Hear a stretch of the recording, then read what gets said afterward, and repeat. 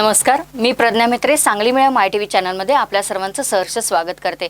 आपण पाहतो आहोत की शैक्षणिक वर्ष म्हणले की पालक आणि विद्यार्थी ह्या बऱ्याच दिवसांनी हा शब्द ऐकले असतील आणि नक्कीच बरोबरच आहे, कारण वस्तुस्थितीच तशी आहे। कारण या कोरोनाच्या सावटमुळे जसं 10वी 12वीच्या परीक्षा झाल्या त्यानंतर शैक्षणिक वर्ष पूर्णपणे थांबलं होतं आणि सरकारला पण वाटलं की आता हे शैक्षणिक वर्ष कसं सुरू करायचं आणि याविषयी बऱ्याच शंका कुशंका निर्माण झाल्या आणि त्यामध्ये अगदी शिक्षक असतील, विद्यार्थी असतील, पालक असतील, तर यांच्यामध्ये अनेक शंका निर्माण झालेल्या आहेत की नवं शैक्षणिक धोरण काय असणार आहे, नवीन निर्णय काय असणार आहेत आणि हाच विषय घेऊन म्हणजेच नवे शैक्षणिक धोरण काय असणार आहे याविषयीच आज आपण चर्चा करणार आहोत। आणि या चर्चेसाठी आपल्यासोबत आहेत मान्य श्री प्राध्यापक doctor Ravindra Phadke, professional teacher association महाराष्ट्राचे माजी राष्ट्राध्यक्ष। नमस्कार सर, मी प्रज्ञा मित्रे सांगली मीडिया माय टीव्ही चॅनलमध्ये आपलं सहर्ष स्वागत करते। आणि आपले जे काही 1986 पासून सुरू असलेलं जे काही शैक्षणिक धोरणात तब्बल 34 वर्षानंतर बदल करण्याचा निर्णय का घेण्यात आला याविषयी काय वाटतं तुम्हाला? सर्वसाधारणपणे आपल्या भारतामध्ये 1000 विद्यापीठ आहेत, 45,000 महाविद्यालये आहेत, 15 लाख शाळा आहेत, 1 करोडच्या आसपास शिक्षक आहेत आणि 33 करोडच्या आसपास विद्यार्थी आहेत। एवढं सगळं असूनही आजचं शिक्षण हे आमच्या व्यवहारात उपयोगी पडणार नाहीये अशा प्रकारची धारणा जनमानसामध्ये सामान्य लोकांच्या मध्ये आहे आणि त्यामुळे हे शैक्षणिक धोरण बदलण्याची गरज ही सर्व थरातून या ठिकाणी होत होती आणि म्हणून आताच्या मोदी सरकारने या ठिकाणी आमदार, खासदार, शिक्षण तज्ञ आणि सुमारे 2.5 लाख ग्रामस्थ आणि जनसामान्य लोक या सगळ्यांची मतं विचारात घेऊन हे नवीन शैक्षणिक धोरण त्यांनी या ठिकाणी आणलेलं आहे आणि हे नवीन शैक्षणिक धोरण येत्या दशकामध्ये आपल्या भारताला शैक्षणिक महासत्ता बनवेल यात तिळमात्रही शंका नाही। आता सर 10वी आणि 12वीचे जे काही बोर्डाच्या परीक्षा आहेत तर त्या परीक्षा होणार नाहीत का? सर्वसाधारणपणे लोकांना असं वाटायला लागले की बाबा 10वी आणि 12वीचे जे बोर्ड्स आहेत, बोर्ड परीक्षा आहेत त्या रद्द होतील, बोर्डच रद्द होईल, बोर्डाचं महत्व कमी होईल आणि त्यामुळे बऱ्याचशाच मुलांना जरा खूप आनंद झालेला आहे किंवा आपल्याला 10वी 12वीचा काही बोर्ड नाहीये। पण सातत्यानं गेले 2 दिवस झालं महाराष्ट्राच्या विविध जिल्ह्यातून शिक्षकांच्याकडून, क्लास चालकांच्याकडून, विद्यार्थ्यांच्याकडून, पालकांच्याकडून असे फोन येत आहेत की सर बाबा माझा मुलगा 9वीत आहे, माझा मुलगा 10वीत आहे, माझ्या मुलाची बोर्डाची परीक्षा कशी होणार, ती होणार की नाही, म्हणजे काय आम्ही केलं पाहिजे। तर सर्वसाधारणपणे हे नवीन शैक्षणिक धोरणामध्ये 10वी आणि 12वीचे बोर्ड रद्द केलेले नाहीत आणि काही असा थोडाफार गैरसमज झालाय की बोर्डाचं महत्व कमी केलंय, पण तो गैरसमज आहे। बोर्डाचं महत्व कमी केलेलं नाहीये किंवा बोर्डाची एक्झाम पण होणार नाही असं नाही। बोर्डाच्या एक्झाम होणार, 100% होणार, किंबहुना बोर्डाचा ताण वाढणार आणि विद्यार्थ्यांचा ताण कमी होणार। हा, म्हणजे हे उलट स्थिती होणार आहे आता। येस, हा नेमकं म्हणजे आता कसं होणार आहे माहितीये का ते की बोर्ड वर्षातून एक परीक्षा घेत होतं। हो, बोर्ड वार्षिक परीक्षा म्हणून वर्षातून एक, आणि मुलाला काय करायला लागायचं की वर्षभराचा सगळा तो अभ्यास लोड, सगळाचा अभ्यास करून त्याला ती परीक्षा द्यायला लागायची। बरोबर। आणि बोर्डाने एकच परीक्षा घ्यायची, 10वीची आणि 12वीची। पण तसं नाहीये आता। लक्षात घ्या, नवीन धोरणामध्ये सेमिस्टर पद्धत आणलेली आहे। 6 महिन्याला तेवढाच पोर्शन, 6 महिन्याचा निम्मा पोर्शन आणि लगेच बोर्डाची परीक्षा, पुन्हा 6 महिन्याचा पोर्शन, लगेच बोर्डाची परीक्षा। म्हणजे दुसऱ्या सेमिस्टरला पहिल्या सेमिस्टरचा या ठिकाणी लक्षात घ्या सिलेबस नाही। जसं आता आपण बघतो बघा डिप्लोमा इंजिनिअरिंगला सेमिस्टर पद्धत आहे, तशाच प्रकारची सेमिस्टर पद्धत या ठिकाणी या 9वी ते 12वीच्या कालखंडामध्ये या ठिकाणी येऊ पाहते। यावर्षीची जी काही 10वी 12वीची बोर्डाची परीक्षा आहे ती नव्या धोरणाप्रमाणे होईल का? काय वाटतं याबद्दल आपल्याला? आता हे पहा मॅडम, त्याचा विषय एक अंमलबजावणीचा हा विषय म्हणजे इम्प्लिमेंटेशनचा हा विषय आहे। तर सर्वसाधारणपणे हे जे काही बोर्डाची परीक्षा आता होणार आहे ती आत्ता जो मुलगा 9वीला आहे, आज जो मुलगा 9वीला आहे त्याच्यासाठी काही बदल नाही। त्याला जुन्या पद्धतीनंच त्याची 10वीची आणि 12वीची बोर्डाची परीक्षा होईल। आय रिपीट की आता जो मुलगा 9वीला आहे यावर्षी म्हणजे 2021 या अकॅडमिक इयर मध्ये जो आत्ता 9वीला आहे त्याच्यासाठी काहीही बदल नाही. 9वीला नाही, 10वीला नाही, 11वीला नाही, 12वीला नाही. मी त्याच्यासाठी ह्या सगळ्या परीक्षा चारी पूर्वीप्रमाणे होतील. आता मग हे केव्हा सुरू होईल तर जो या वर्षी मुलगा 8वीला आहे म्हणजे 7वी पासून 8वीत गेला, बरोबर, 7वी पासून तो 8वीत गेला 15 जून पासून, म्हणजे ह्या वर्षी जो 8वीला आहे त्याला पुढल्या वर्षी या ठिकाणी लक्षात घ्या नव्या धोरणाप्रमाणे सेमिस्टर पद्धतीनं या ठिकाणी ह्या परीक्षा सुरू होतील.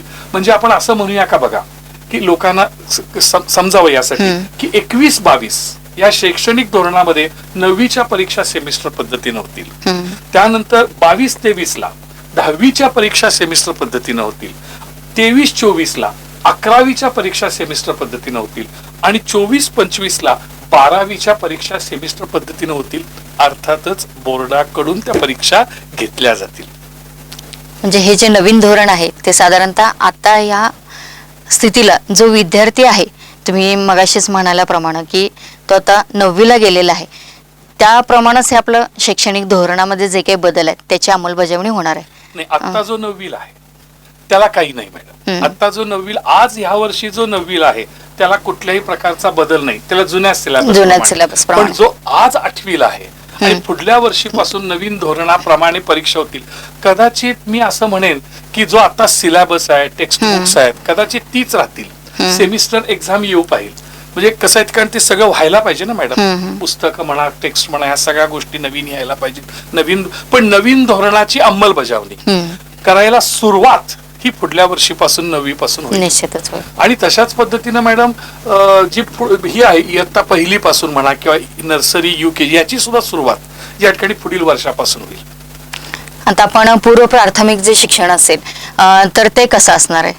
आता बघा मॅडम, त्याच्यामध्ये पूर्व प्राथमिक, प्राथमिक आणि माध्यमिक असे 3 प्रकार त्या नवीन शैक्षणिक धोरणामध्ये घेतलेले आहेत. आता पूर्वी 10+2 पॅटर्न होता. म्हणजे आमच्या भाषेमध्ये सर 1ली ते 7वीला आम्ही प्राथमिक म्हणत होतो आणि लक्षात घ्या 8वी ते 10वीला आम्ही माध्यमिक म्हणत होतो आणि 11वी आणि 12वीला आम्ही उच्च माध्यमिक म्हणत होतो मॅडम. पण आता तसं नाहीये, आता थोडा बदल केला. आता त्यांनी काय केलंय की त्यांचं असं म्हणणं आहे की मुलगा जन्माला आला की 3 वर्षापर्यंत त्याचे गुरु आहेत ते आई वडील, आणि आई वडिलांनी कसं शिकवायचं याच्याविषयी पण NCERT लक्षात घ्या मार्गदर्शन करणार आहे. त्याची मार्गदर्शक तत्व, त्याची पुस्तकं आई वडिलांच्यासाठी निर्माण करणार आहे की 3 वर्षामध्ये तुम्ही मुलाला कसं घडवायचं हे लक्षात घ्या. मग 3 वर्षानंतर वय वर्ष 4, 5 आणि 6 ही जी ह्याला आपण काय म्हणतो नर्सरी म्हणूया, UKG म्हणूया, लक्षात घ्या हे LKG, लोअर KG आणि अप्पर KG असं आत्ताच्या भाषेमध्ये आपण त्याला म्हणता येईल. नर्सरी, लोअर KG आणि अप्पर KG ही 3 वर्ष आणि 1ली आणि 2री ही 5 वर्ष अशी एकूण. ह्या 5 वर्षाला मॅडम पूर्व प्राथमिक म्हणायचं, त्याला प्री प्रायमरी. प्री प्रायमरी मध्ये काय काय येईल बघा सर, नर्सरी म्हणजे ज्याला आपण आपल्या भाषेमध्ये अंगणवाडी,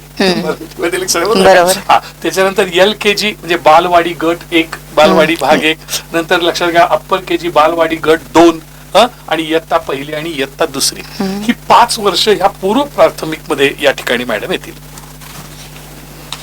या पूर्व प्राथमिक मध्ये काय काय शिकवणार आता जे सर्वसाधारणपणे तर त्यांनी सांगितलंय की ह्या वयात मुलांच्या बुद्धीला ताण द्यायचा नाही. हा खूप महत्वाचा बदल आहे बरं का सर. म्हणजे अतिशय महत्वाचा, आई वडिलांनी लक्ष देण्याजोगी ही गोष्ट आहे. नाही आपण काय करतो की मुलाला विनाकारण ताण देतो, त्याच्या तसा ताण देऊ नका असं त्यांचं म्हणणं आहे. त्यांचं म्हणणं आहे की इयत्ता 2री पर्यंत की खेळाच्या माध्यमातून आणि त्याला ऍक्टिव्हिटी बेस्ड म्हणजे कृतीशील अभ्यासक्रम, कृतीशील अभ्यासक्रम हा मॅडम ह्या 5 वर्षामध्ये असणार आहे जो NCERT देईल. मी पुन्हा एकदा सांगतो, खेळाच्या माध्यमातून आणि कृतीशील असा अभ्यासक्रम NCERT या ठिकाणी रचणार आहे की ज्यामध्ये मुलांच्या बुद्धीला फारसा ताण नसेल, हसत खेळत पोरगा इयत्ता 2री पर्यंत या ठिकाणी शिक्षण घेऊ शकेल. नवे शैक्षणिक धोरण याविषयी आपण रवींद्र फडके सरांशी बातचीत करत आहोत आणि बरीचशीच माहिती आपण आता जाणून घेत आहोत आणि बरीचशीच माहिती जाणून घ्यायची आहे. तत्पूर्वी घेऊया एक छोटीशी विश्रांती आणि तुम्ही पाहत राहा फक्त आणि फक्त सांगली मीडिया MyTV चॅनल.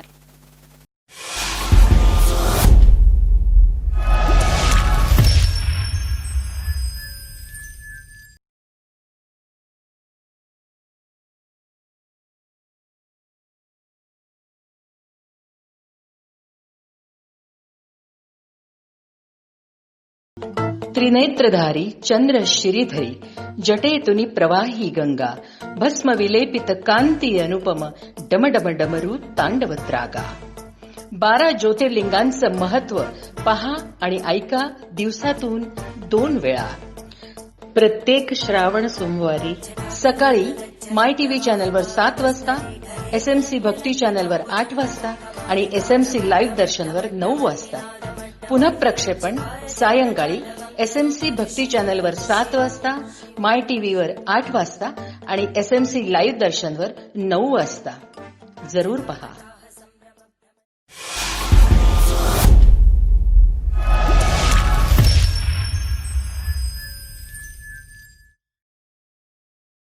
छोट्याशा विश्रांतीनंतर आपण परत आलो आहोत. सर, मगाशीच आपण चर्चा केल्याप्रमाणे पूर्व प्राथमिक शिक्षण हे आपण म्हटले की मातृभाषेतून असणार आहे असं ऐकलेलं आहे आम्ही. तर मग इंग्रजी माध्यमांच्या शाळांचं काय होणार? हा प्रश्न खूपच महत्वाचा आहे.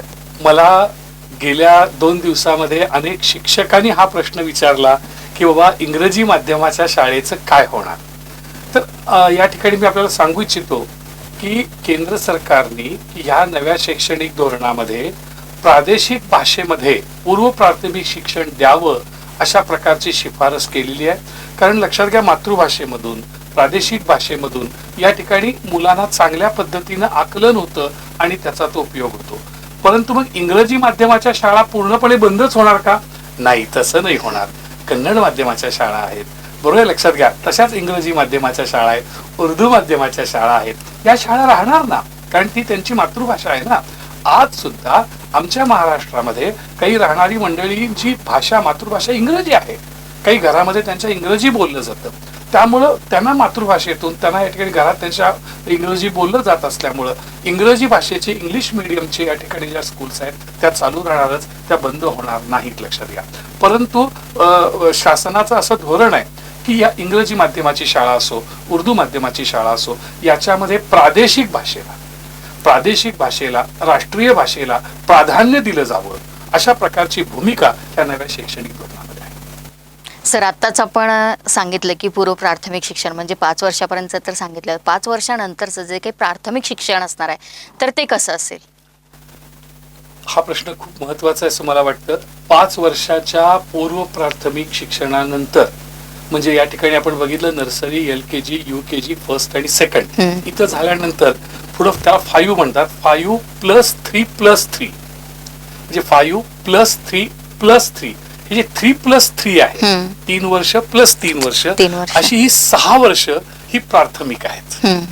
म्हणजे त्याच्यामध्ये किती वेळ येणार? 3री, 4थी, 5वी, लक्षात घ्या. आणि 6वी, 7वी, 8वी इथेपर्यंत मॅडम इतकी ही 6 वर्ष ही प्राथमिक मध्ये येतील. मग त्याच्यामधलं शिक्षण कसं असेल ह्याची फार उत्सुकता आहे. खरं मुख्य बदल तिथे आहे. हो, बरोबर, प्रामुख्याने बदल तिथे आहे. तर 3री, 4थी आणि 5वी या भागामध्ये सर्वसाधारणपणे मूलभूत अभ्यास जो आहे, ज्याला बेसिक कन्सेप्ट म्हणतो मॅथमॅटिक्सच्या, जसं आपण बेरीज, वजाबाकी, गुणाकार, भागाकार आपण बघतो 10वीला गेलेल्या मुलाला येत नाही, चुकतोय तो मुलगा. आता तसं नाही होणार. पूर्णपणे ह्या 3री, 4थी आणि 5वी या कालखंडामध्ये मॅथमॅटिक्स असेल, बेरीज, वजाबाकी, गुणाकार, भागाकार याचं सखोल शिक्षण आणि त्याचं ऍप्लिकेशन व्यवहारातलं याच्यावरती या ठिकाणी भर दिला जाईल. आणि आपण भाषेविषयी बघूया असं की स्थानिक भाषा असेल किंवा राष्ट्रीय भाषा असेल किंवा या ठिकाणी लक्षात घ्या मातृभाषा असेल, या भाषेमधलं त्याला वाचन आलं पाहिजे, त्याला लिहिता आलं पाहिजे आणि लक्षात घ्या त्याला या ठिकाणी लक्षात घ्या बोलता आलं पाहिजे, त्याला आकलन झालं पाहिजे. म्हणजे वाचणं, बोलणं आणि लिहिणं आणि त्याचं आकलन होणं, ह्या गोष्टी या ठिकाणी त्याला होणार. ह्या ज्या काही भाषेच्या मूलभूत गोष्टी आहेत त्या या ठिकाणी गोष्टी होतील. म्हणजे थोडक्यात 3री, 4थी, 5वी मध्ये लक्षात घ्या की या ठिकाणी भाषा असो किंवा गणित असो किंवा विज्ञान असो, याचं मूलभूत शिक्षण ज्याला आपण बेसिक या ठिकाणी एज्युकेशन असं म्हणूया, ते या ठिकाणी इथं दिलं जाईल असं मला वाटतं. आणि ह्या ठिकाणी हा भाग होईल. दुसरा जो राहिला 6वी, 7वी आणि 8वी, हा खूप अतिशय महत्वाचा भाग आहे. म्हणजे 6वी, 7वी, 8वीवर इतका भर दिलेला आहे नव्या शैक्षणिक धोरणामध्ये. तर वेगवेगळ्या विषयाचा परिचय असेल. इव्हन दो त्याच्यामध्ये अकाउंटन्सीचा परिचय असेल, इकॉनॉमिक्सचा परिचय असेल, इतिहासाचा परिचय असेल, भूगोलाचा परिचय, हे सगळे introduction of the all subjects, वेगवेगळ्या विषयांचा परिचय त्याच्यामध्ये असेल. आणि खास करून जर का आपण बघितला तर चायना किंवा जपान, तर या देशामध्ये जर तुम्ही गेलात तर जो काही सॉफ्टवेअर एज्युकेशन आहे, ज्याला आपण कोडिंग सिस्टीम म्हणतो, म्हणजे कॉम्प्युटर कोडिंग सिस्टीम, तर ती या ठिकाणी त्यांना शिकवली जाणार आहे. ती सांकेतिक लिपी, म्हणजे आज बघा ती मुलं जी आहेत चायनामधली किंवा जपानमधली, ती मुलं संगणकाचा वापर कशा पद्धतीनं करतायत आणि तसा सगळ्या या ठिकाणी व्हावा, त्यामुळे संगणक कोडिंग ज्याला म्हणता येईल, कॉम्प्युटर कोडिंग याचाही या ठिकाणी त्यामध्ये समावेश असेल. प्लस एक खूप मोठं काम म्हणजे आमच्याकडे पालक असं म्हणतात, हे कशा करता आम्ही शिक्षण घ्यायचं, आमच्या मुलाला साधं व्यवहार ज्ञान येत नाही, फ्यूज गेला तर त्याला कळत नाही, साधं त्याला या ठिकाणी खेळा मारायचं म्हटलं तर त्याला जमत नाही, सुतार काम येत नाही त्याला, साधं काही गोष्टी किरकोळ इलेक्ट्रिशियनच्या साध्या गोष्टी त्याला येत नाहीत, आणि काय या शिक्षणाचा उपयोग आहे असं या ठिकाणी म्हटलं जातं. तर ह्या 6वी 7वी 8वी मध्ये खूप महत्वाचा भाग म्हणजे तो जो आहे लक्षात घ्या, तो म्हणजे प्रत्यक्ष अनुभव, व्यावसायिक, ज्याला आपण व्होकेशनल एक्सपिरियन्स, हा भाग त्याच्यामध्ये त्यांनी ठेवलेला आहे. मग त्या मुलाला कंपल्शन असेल की त्यानं या ठिकाणी सुताराबरोबर काही दिवस राहायचंय, सुतार काम शिकायचंय, त्यांनी काही पेंटर बरोबर राहून पेंटिंग पाहायचंय आणि त्याला मार्क्स असतील. त्यानं त्या कामाचा प्रत्यक्ष एखाद्या लॉन्ड्रीवाल्याकडे जायचंय, ते लॉन्ड्रीवाल्याचं काम त्यांनी पाहायचंय, ते शिकायचंय. अर्थात त्याला वेगवेगळी त्याच्या आवडीचं काम त्याला विचारलं जाईल, तुला काय आवडतं, तुला लॉन्ड्रीचं काम आवडतं का, लॉन्ड्रीकडे जाऊन त्याचं शिक्षण घेऊन तो यायचं. थोडक्यात काय तर प्रात्यक्षिकपणा हा इथं आलेला आहे, व्यवहार ज्ञान. मॅडम, व्यवहारात त्याचा उपयोग, गवंड्याचं काम असेल, गवंड्याचं काम या ठिकाणी त्याला, ही जी छोटी छोटी कामं आहेत, हे छोटे छोटे व्यवसाय आहेत, इलेक्ट्रिकचे व्यवसाय आहेत, ह्या सगळ्याच ह्या वेगवेगळ्या अशा त्याला 10-10 दिवसाचा या ठिकाणी त्याला अनुभव घेऊन त्यानं यायचं आहे आणि मग त्याला तशा प्रकारचं प्रमाणपत्र या ठिकाणी दिलं जाणार आहे.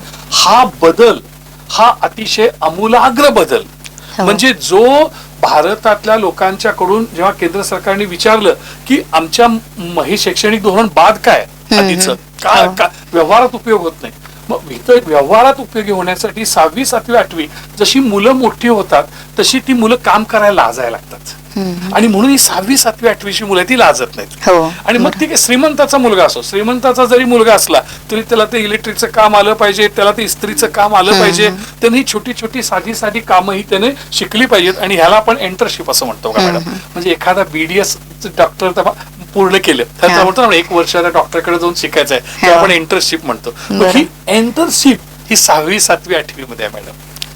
हा खूप आमूलाग्र अशा प्रकारचा बदल या ठिकाणी प्राथमिक शिक्षणामध्ये आहे मॅडम. कारण नक्कीच म्हणजे एवढे छान फायदे आपल्या या मुलांना होणार आहेत की जे कधीच असे आमूलाग्र बदल झाले नव्हते. यानंतर सर आपला माध्यमिकचा विषय येतो, तर माध्यमिकची काय परिस्थिती असणार आहे? आता बघा मॅडम, माध्यमिक आणि उच्च माध्यमिक असं दोन्ही मिळून माध्यमिक करून टाकले आणि उच्च माध्यमिक कट करून टाकले. आता कसं झालं बघा, असं 9वी 10वी 11वी 12वी, 9वी 10वी 11वी 12वी याला त्यांनी माध्यमिक असं म्हटलंय. आता ह्याच्यामध्ये खूप असा आमूलाग्र बदल केलाय, म्हणजे इतका छान बदल केलाय त्याच्यामध्ये त्यांनी की आता एक उदाहरणार्थ बघा, लक्षात घ्या की समजा माझी मुलगी आहे, माझी मुलगी डॉक्टर झालेली आहे, पण तिला डान्सची आवड आहे.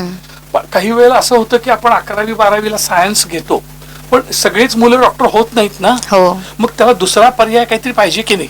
मग तो पर्याय जर झाला नाही तर या ठिकाणी लक्षात घ्या आपल्याला थोडंसं वेगळे पण त्याच्यामध्ये दिसायला पाहिजे. म्हणून त्याच्यामध्ये या 9वी 10वी 11वी 12वी मध्ये एक मेजर सब्जेक्ट आणि एक मायनर सब्जेक्ट असे 2 विषय त्याच्यामध्ये. मग मेजर सब्जेक्ट समजा त्यांचा सायन्स असेल तर मायनर सब्जेक्ट हा त्यांचा पेंटिंग असू शकेल, मायनर सब्जेक्ट हा त्यांचा म्युझिक असू शकेल, मायनर सब्जेक्ट हा त्यांचा बेकरी असू शकेल. समजा मेजर सब्जेक्ट त्यांचा अकाउंट असेल, इट मे पॉसिबल अकाउंट असेल. आता त्याला आर्ट्स कॉमर्स सायन्स म्हणू नका, लक्षात घ्या. आता आर्ट्स कॉमर्स सायन्स ह्या स्ट्रीम्स बंद झाल्या इथे. 9वी 10वी 11वी 12वीला आर्ट्स कॉमर्स सायन्स नाही, तू मुख्य विषय बोल, मेजर सब्जेक्ट आणि मायनर सब्जेक्ट असं बोलायचं. मग माझा मेजर सब्जेक्ट सायन्स आहे किंवा माझा मेजर सब्जेक्ट लक्षात घ्या इंग्लिश आहे, माझा मेजर सब्जेक्ट अकाउंटन्सी आहे, माझा मेजर सब्जेक्ट केमिस्ट्री आहे, इट मे पॉसिबल. मग मायनर सब्जेक्ट घ्यायचा आहे. मायनर सब्जेक्ट माझा नृत्य असेल, माझा मायनर सब्जेक्ट म्युझिक असेल, माझा मायनर सब्जेक्ट बेकरी असेल, माझा मायनर सब्जेक्ट फॅशन डिझायनिंग असेल. लक्षात आलं का बघा मॅडम, म्हणजे समजा तू एखादी मुलगी सायन्सचा अभ्यास करते, बायोलॉजीचा, तिला डॉक्टरला जायचंय, मेडिकलला जायचंय, नाही गेली ती मेडिकलला, पण ती समजा या ठिकाणी नृत्यचा तिला सेकंडरी सब्जेक्ट तिचा समजा जर का असेल, तर ती लक्षात घ्या BA in music, MA in music ती करून लक्षात घ्या संगीत टीचर बनू शकेल. तुम्ही लक्षात घ्या, म्हणजे अशा त्यांच्या विविध पैलूंना या ठिकाणी कलांना वाव देण्याचं शिक्षण इथं धोरण अवलंबलेलं. आणि खूप महत्वाचं आहे. म्हणजे थोडक्यात काय कसं म्हणूया बघा मॅडम, अकॅडमिक बघा मॅडम, अकॅडमिक विषयाबरोबर व्यावसायिक विषयाची जोड असेल. हे बघा मॅडम, मी काय बघा वाक्य वापरलं मी, की अकॅडमिक सब्जेक्ट बरोबर व्होकेशनल सब्जेक्ट किंवा त्याला आपण म्हणूया की म्हणजे छंद, आपला आवडता छंद जोपासणारा विषय असेल की ज्याच्यामुळे त्या माणसाला आनंद मिळेल त्या शिक्षणामधून. हा विषय मॅडम हा 9वी 10वी 11वी 12वी मध्ये मॅडम हा घेतलेला आहे. खरंच म्हणजे आमूलाग्र बदल, आणि त्यातून म्हणजे विद्यार्थ्यांच्या कला सुद्धा त्यांना जोपासता येणार आहेत, आणि भविष्यात जर त्यांना आपल्या कला क्षेत्राला जर वाव मिळणार असं एखादं जर व्यासपीठ मिळालं किंवा करिअर मिळालं तर ते निश्चितच त्यांच्यासाठी स्वागतार्ह असणार आहे हा उपक्रम. यानंतर परीक्षांचं स्वरूप कसं असणार आहे? मॅडम अतिशय छान असा प्रश्न आपण विचारला. 9वी 10वी 11वी आणि 12वी मी आपल्या पूर्वीच सांगितलं की ही सेमिस्टर पद्धत या ठिकाणी इथे असणार आहे मॅडम. पण सेमिस्टर पद्धतीमध्ये सुद्धा प्रश्न 2 प्रकारचे असतील. पहिलं असेल ऑब्जेक्टिव्ह आणि दुसरं असेल डिस्क्रिप्टिव्ह. ऑब्जेक्टिव्ह म्हणजे मॅडम आपण त्याला बहुपर्यायी म्हणतो, हा बहुपर्यायी प्रश्न, आणि वर्णनात्मक पण असतील. असे दोन्हीवर म्हणजे ऑब्जेक्टिव्हवर पण जोर आहे आणि 50% डिस्क्रिप्टिव्हवर पण जोर आहे. आता याच्यामध्ये लक्षात घ्या, खूप मी महत्वाचं बोलतो बरं का मॅडम आता, की बघा 12वीच्या सिलेबस कडे जरा नजर टाका बरं मॅडम. आता सध्या 11वी 12वीच्या तुम्ही आता नीट बघा, JEE बघा, तर तुम्हाला असं दिसेल की 11वी 12वीचा अभ्यास 2 वर्ष करून सुद्धा त्याला त्याचा अभ्यास झाल्यासारखा वाटतच नाही. तो म्हणतो की माझा अभ्यास पूर्ण झाला नाही, आय एम नॉट सॅटिस्फाईड, मी झालं नाही. म्हणून तुम्ही बघा, आज तुम्ही सहज मेडिकल कॉलेजला एखाद्या जावा, सहज तुम्ही जावा मॅडम, आणि तिथं असणाऱ्यांना विचारायचं की बाबांनो तुम्ही 12वी किती मुलांनी रिपीट केली, तर मॅडम तुम्हाला 80% मुलं रिपीट केलेली दिसतील. असं का व्हायला लागलंय हे बघा मॅडम, असं का व्हायला लागलंय? कारण तो जो 11वी 12वीचा सिलेबस आहे तो प्रचंड हेवी आहे. मग तो फिजिक्स असेल, मग तो केमिस्ट्री असेल, मग हे जे जडपणा आलेला आहे त्या अभ्यासामध्ये, तो जडपणा कमी करण्याचं काम या ठिकाणी नवीन अभ्यासक्रमात केलंय. म्हणजे मॅडम तो जो विषय असेल, तो फिजिक्स असेल, ते केमिस्ट्री असेल, ते बायोलॉजी असेल, ते अकाउंटन्सी असेल, तर त्याचा डीपनेस असणार नाही.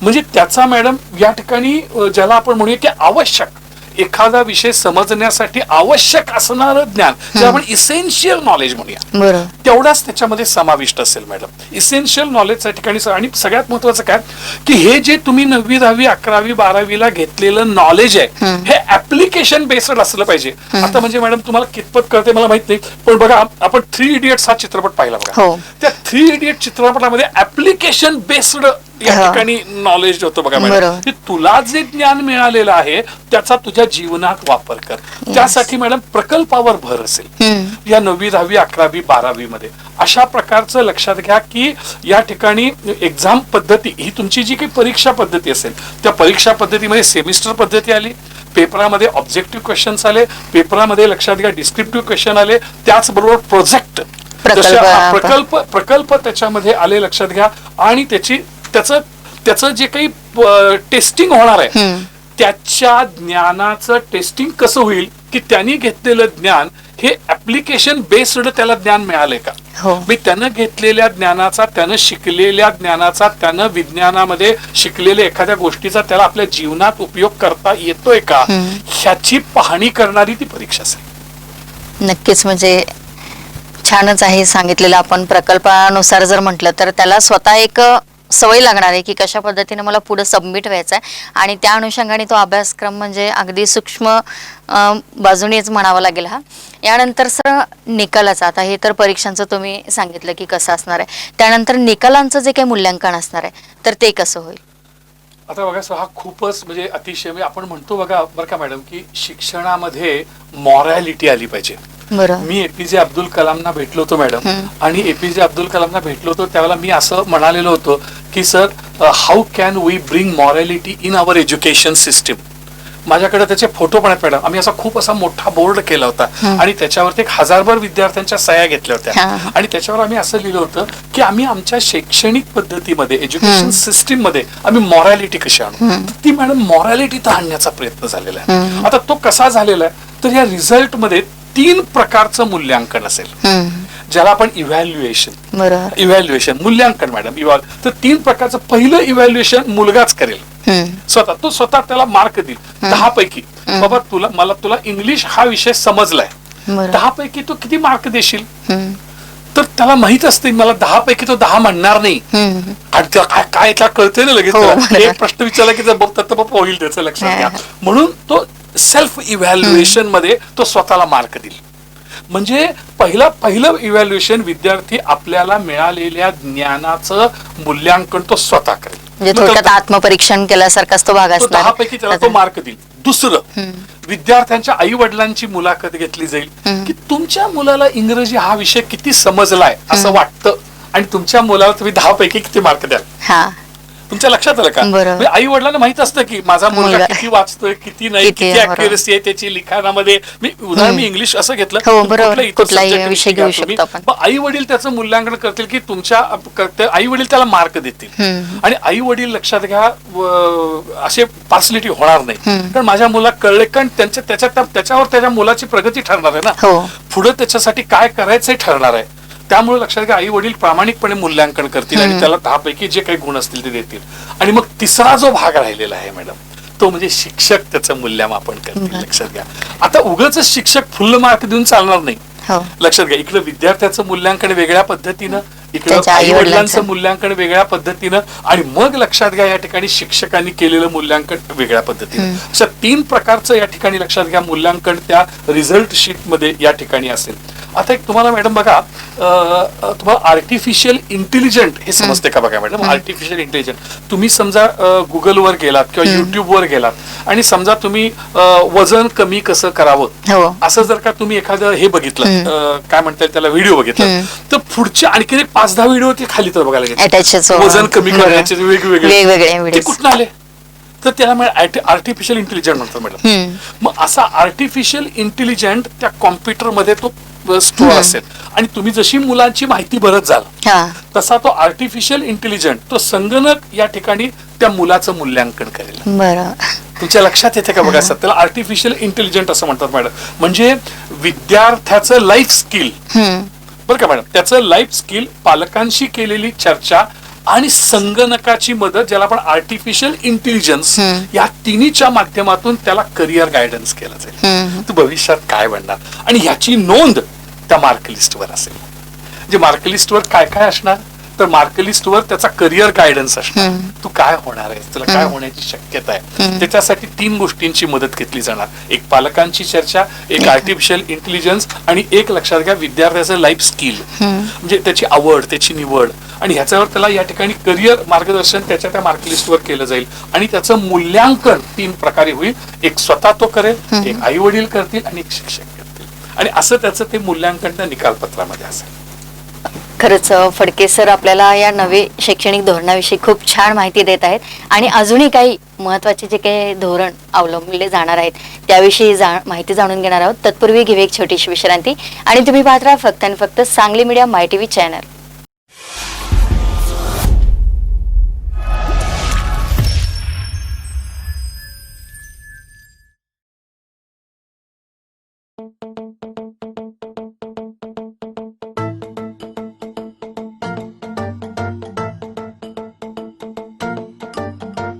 त्रिनेत्रधारी चंद्र शिरीधरी जटेतुनी प्रवाही गंगा भस्म विलेपित कांती अनुपम डमडम डमरू तांडवत्रागा.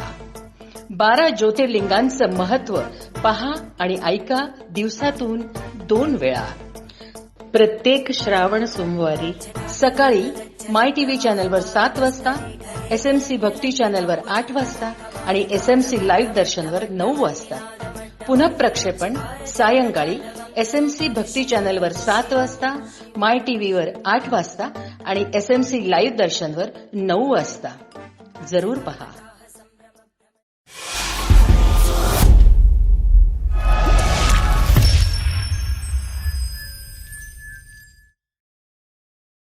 छोट्याशा विश्रांतीनंतर आपण परत आलो आहोत आणि आपल्यासोबत प्राध्यापक डॉक्टर रवींद्र फडके सर आहेत आणि नवे शैक्षणिक धोरण याविषयी जे विद्यार्थी आणि पालकांच्या जे शंकांचं निरसन करण्यासाठी आज आपल्यासोबत बातचीत करण्यासाठी उपस्थित आहेत आणि आपण त्यांच्याशी बातचीत करतो आहोत. यानंतर सर बरेचसेच विद्यार्थी असतात की जे जिनियस असतात, वेगवेगळ्या क्षेत्रामध्ये काहीतरी वेगळं असं करणारे असतात, तर त्या विद्यार्थ्यांसाठी काय धोरण असेल? जीनियस म्हणजे विशेष बुद्धिवंत मुलं, अशी ज्याला आपण म्हणूया की गॉड गिफ्टेड लक्षात घ्या किंवा नेचर गिफ्टेड लक्षात घ्या, अशा प्रकारची बुद्धी निसर्गाने ज्यांना विशेष बुद्धिमत्ता दिलेली आहे अशी मुलं 3 ते 4% असतात. आणि अशा मुलांना या करिअर गायडन्स मधून या ठिकाणी निवडता येऊ शकतं. आणि ह्या निवडलेल्या खास म्हणजे संगीतामधले म्हणला तर लता मंगेशकर जीनियस, सायंटिस्ट मधल्या लक्षात घ्या या ठिकाणी एखादा जीनियस, अशी जी मुलं असतील अशी मुलं निवडून त्यांच्या बुद्धिमत्तेला चालना देणारे नवीन या ठिकाणी विशेष अभ्यासक्रमाचं आयोजन देखील या धोरणामध्ये केलेलं आहे. आता सर मगासपासून आपण चर्चा करतच आहोत की 10वी 12वी यांच्या बोर्डाच्या परीक्षांचं काय असणार आहे, त्यानंतर पूर्व प्राथमिक, त्यानंतर प्राथमिक, माध्यमिक, यानंतर परीक्षांचं स्वरूप कसं असणार आहे, निकालांचं मूल्यांकन कसं असणार आहे आणि यानंतर महत्त्वाचा विषय म्हणजे जिनियस विद्यार्थ्यांसाठी काय असणार आहे आणि यापेक्षाही अत्यंत महत्त्वाचा विषय म्हणजे आपले जे काही शिक्षक आहेत तर त्या शिक्षकांचं प्रशिक्षण याविषयी काय असणार आहे माहिती? तर मी आपल्याला या ठिकाणी सांगू इच्छितो की हे जे नवीन शैक्षणिक धोरणाचं जे बिल आहे, बिल म्हणजे ज्याला आपण विधेयक म्हणूया, हे विधेयक आता नुकतंच संसदेमध्ये मंजूर झाले. आता ते पुन्हा राज्यसभेमध्ये ठेवता येईल, राज्य सरकारांच्याकडे संमतीला पाठवण्यात येईल. अर्थातच संमती सगळ्यांच्याकडून मिळेल, त्याच्यात तीळ मात्र शंका असण्याचं काही कारण नाहीये. आणि पुढल्या वर्षीपासून ते लागूही होईल. आणि त्यासाठी शिक्षकांच्या करता या ठिकाणी ट्रेनिंग सेंटर्स या ठिकाणी केले जातील आणि सर्वसाधारणपणे 2023 पर्यंत लगेचच सुरू केलं जाईल. म्हणजे राज्यसभेच्या येत्या या ठिकाणी जानेवारी पासून, कदाचित जानेवारी 2021 पासून अशा प्रकारच्या शिक्षणाच्या प्रशिक्षणासाठी शिक्षकांच्या सुरुवात होईल आणि 2023 पर्यंत या ठिकाणी हे सर्व शिक्षकांचं विशेष प्रशिक्षण या नवीन शैक्षणिक धोरणानुसार पूर्ण होईल. यानंतर सर आपला विषय येतो तो उच्च शिक्षण. तर या उच्च शिक्षणाबाबत काय बदल असणार आहे? Higher education. खरं तर मॅडम आता या आपण जर म्हणायला गेलात की आपण खरं आता कशाविषयी चर्चा सुरू होती ही खरी तर 10+2 पॅटर्न हा 12 वर्षाचा पॅटर्न रद्द झाला आणि 5+3+3+4 हा पॅटर्न आला.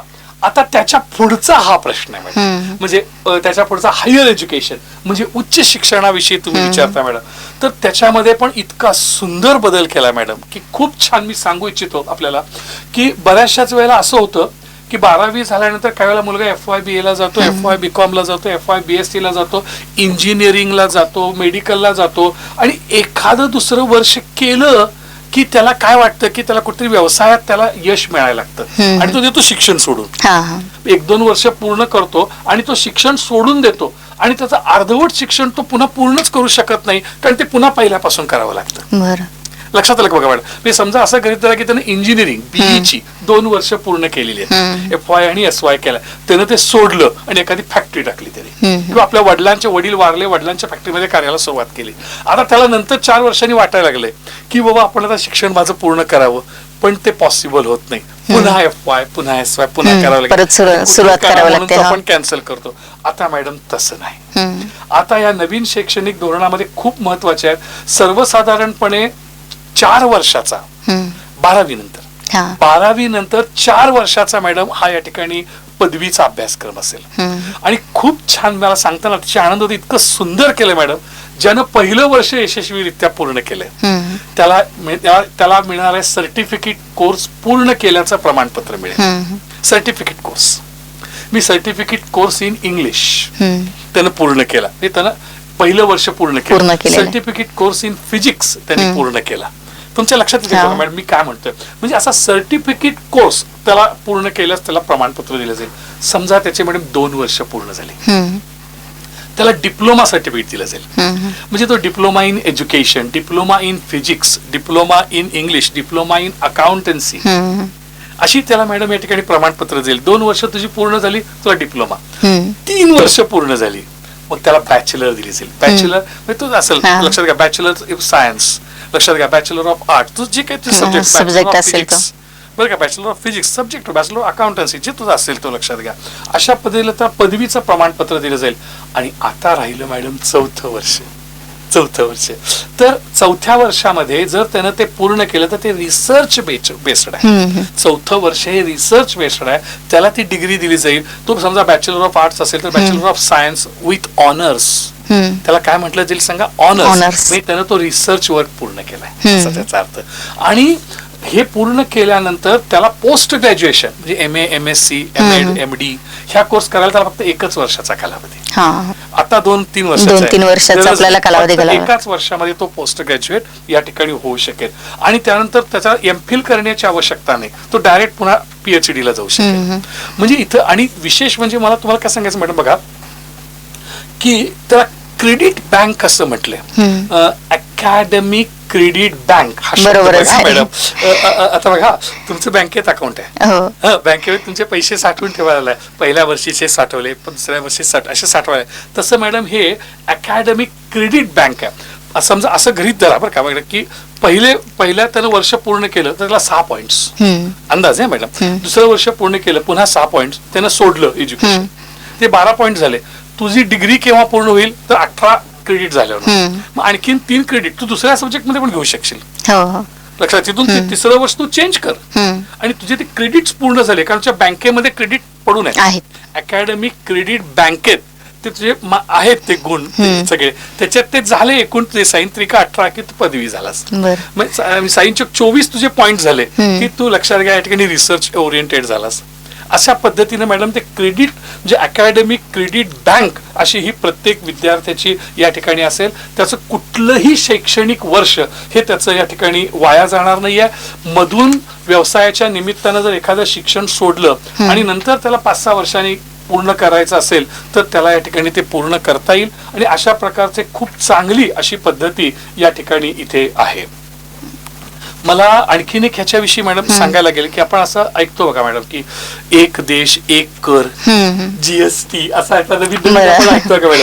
तसं आता जे हे होणार आहे ते एक देश आणि एक शिक्षण पद्धती. मॅडम तुमच्या लक्षात येते का मी काय म्हणतोय, एक देश एक शिक्षण पद्धती.